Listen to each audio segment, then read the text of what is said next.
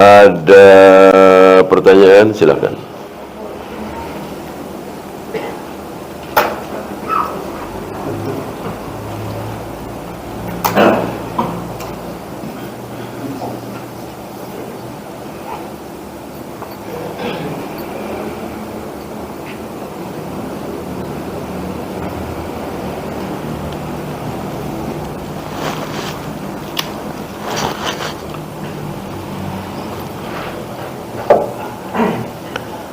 Apa benar ada kaidah bahwa hadis dhaif lebih diutamakan dari qiyas?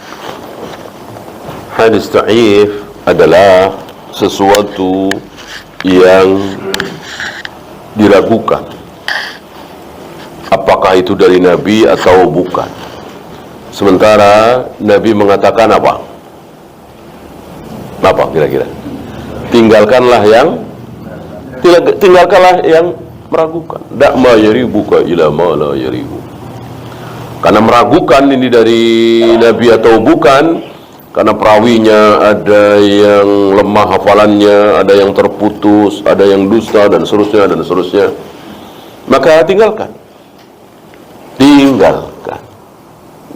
Ya, tidak mungkin seluruh sabda Nabi semuanya sampai ke kita, semuanya kita amalkan, nggak mungkin. Nggak mungkin, pasti ada 100, 200, mungkin 1000, 2000 sabda Nabi, hadis Nabi yang nggak sampai ke kita, yang kita nggak amalkan. Nggak masalah. Yang masalah apa? Bukan sabda Nabi kita amalkan, bukan sunnah Nabi kita anggap sunnah. Itu yang masalah. Kalau kita kurang dari Nabi, ya pasti tidak mungkinlah kita sama persis 100% dengan Nabi. Ada sunnah-sunnah Nabi yang kita belum amalkan, pasti. Kaidah inilah yang kemudian menjadikan para imam mengatakan tinggalkan hadis dhaif. Ya. Adapun kias, kalau memang kiasnya itu benar, bukan kias ma'al farik, Nabi yang mengajarkan. Yang pertama kali mengajarkan kaidah kias siapa? Nabi SAW. Ketika Nabi ditanya oleh Umar tentang mencium istri saat puasa. Ya Rasul, bagaimana aku mencium istri padahal aku sedang berpuasa? Langsung dijawab oleh Nabi dengan kias. Kamu sedang puasa mencium istri sama dengan kamu sedang puasa berkumur-kumur. Ini kias kan? Nabi mengajak Umar untuk berpikir sendiri. Apa jawabannya? Gitu. Berkumur-kumur saat puasa dikiaskan dengan mencium istri saat puasa. Artinya dua-duanya suruh berhati-hati. Lakukan silahkan, tapi dengan penuh hati-hati. Apa ini? Kias. Ya. Maka kias sesuatu yang ada dalam agama ini. Ya. Yang tidak boleh ada kias adalah dalam masalah dua. Ini tidak boleh pakai kias. Satu, akidah, tauhid. Berbicara tentang Allah, zat yang maha gaib, hal-hal yang gaib, nggak boleh pakai kias.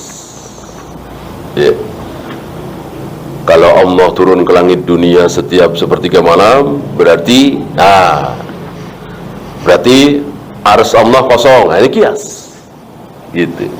Dikiaskan dengan kita ketika kita turun dari lantai 5 ke lantai 1. Berarti detik itu kita nggak ada di lantai 5, kita pindah ke lantai 1. Begitu juga Allah ketika sepertiga malam, berarti arsy Allah kosong, karena Allah sedang turun ke langit dunia. Itu kias. Bolehkah? Tidak boleh. Ini berbicara tentang akidah, tentang tauhid, hal yang sangat gaib. Apa kata Allah, apa kata Rasulullah, sami'na wa ata'na. Jangan dikias-kiaskan. Ya.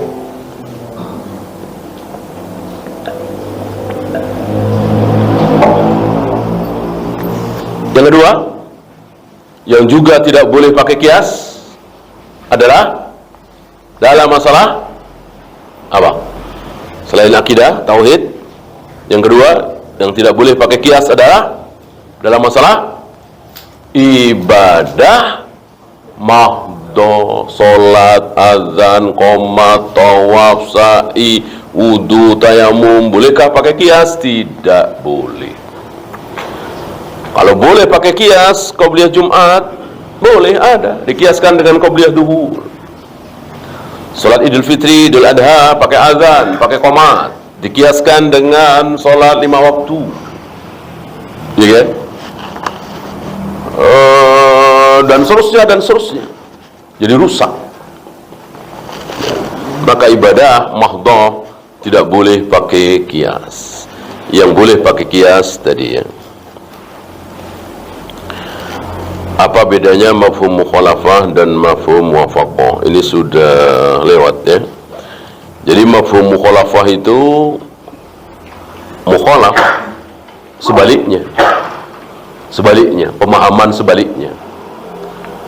Misalnya ketika Nabi mengatakan budak ini beriman, karena budak ini mengatakan Allah bersemayam di atas ars, ada di atas langit sana. Budak ini beriman. Berarti mafhum mukhalafah. Kalau budak ini mengatakan Allah ada di mana-mana, Allah tidak ada di langit, berarti tidak beriman. Sebaliknya. Gitu ya.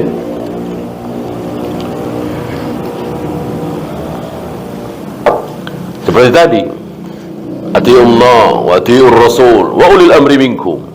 Taatilah Allah, taatilah Rasulullah dan ulil amri dari kalian. Ulil amri muslim. Berarti kalau ulil amrinya tidak muslim, nggak wajib taat. Gitu ya.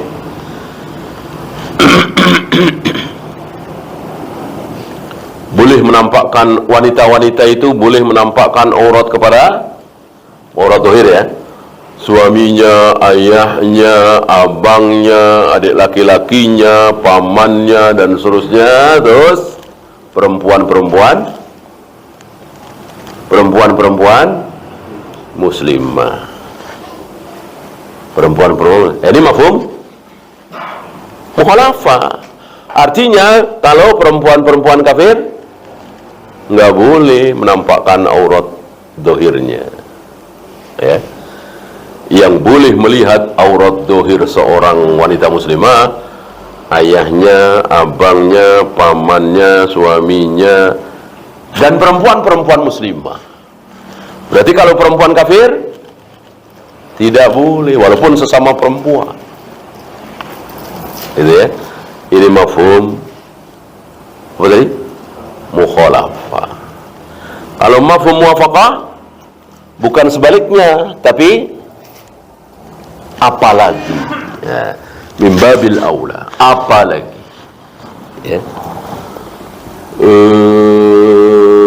Wala taqrabuz zina. Jangan kalian dekati zina. Mendekati zina saja tidak boleh, apalagi zinanya. Itu mafhum muwafaqah. Wala taqul lahuma uffin. Jangan engkau mengucapkan hus kepada kedua orang tua. Mengucapkan hus saja tidak boleh, apalagi membentak, memukul dan seterusnya. Ini mafhum muwafaqah. Wallahu.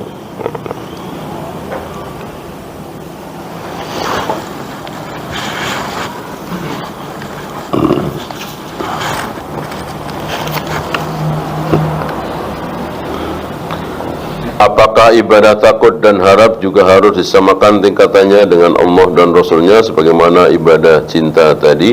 Tidak. Kita tidak berharap kepada Rasulullah. Kita berharap kepada Allah.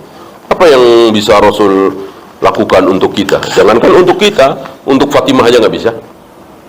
Kata beliau sendiri kepada Fatimah, wahai putriku Fatimah, mintalah apa yang aku punya.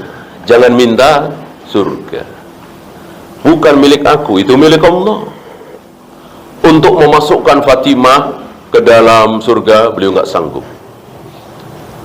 Jangan minta selamatkan engkau dari neraka, aku nggak sanggup. Kalau beliau sanggup, barangkali Abu Thalib, Abu Jahal, Abu Lahab semua masuk surga. Nggak ada dendam beliau, nggak bisa. Nah, jadi kita tidak berharap kepada beliau, berharap kepada Allah. Kepada beliau apa? Kita cinta, kita bela, kita taati. Persis seperti kita membela Allah, mentaati Allah, mencintai Allah, tidak ada tingkatan. Sama persis. Adapun takwa, berharap, dan seterusnya, tidak.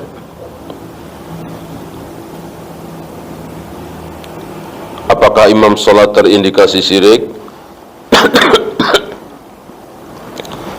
Mengetahui perkara gaib, jangan bilang mengetahui, tapi mengaku mengetahui, kan nggak mungkin. Nabi saja tidak mengetahui hal yang gaib. Lau kuntu a'lamul ghaiba, seandainya aku mengetahui hal yang gaib, berarti kan beliau nggak tahu. Seandainya, lastaksartu minal khair, aku pasti akan mendapatkan kebaikan terus. Nggak mungkin aku dapat keburukan kalau aku mengetahui hal yang gaib. Berapa kali beliau tertimpa keburukan. Beliau tidak akan terjungkal dari unta yang tiba-tiba ngamuk bersama istri beliau Sofia, terjatuh sampai kaki beliau terkilir, sampai beberapa hari mengimami sholat sambil duduk. Ini menunjukkan beliau nggak tahu hal yang gaib. Kalau beliau tahu hal yang gaib, sebelum naik unta itu beliau sudah tahu, ini unta mau ngamuk nih, gitu. Jangan naik lah. Beliau nggak tahu. Bagaimana sholat di belakangnya, urusan dia ya, urusan dia ya. Apalagi kita bukan orang yang bisa menentukan imamnya siapa, mengganti orang lain untuk menggantikan dia sebagai imam, ya sudah ya.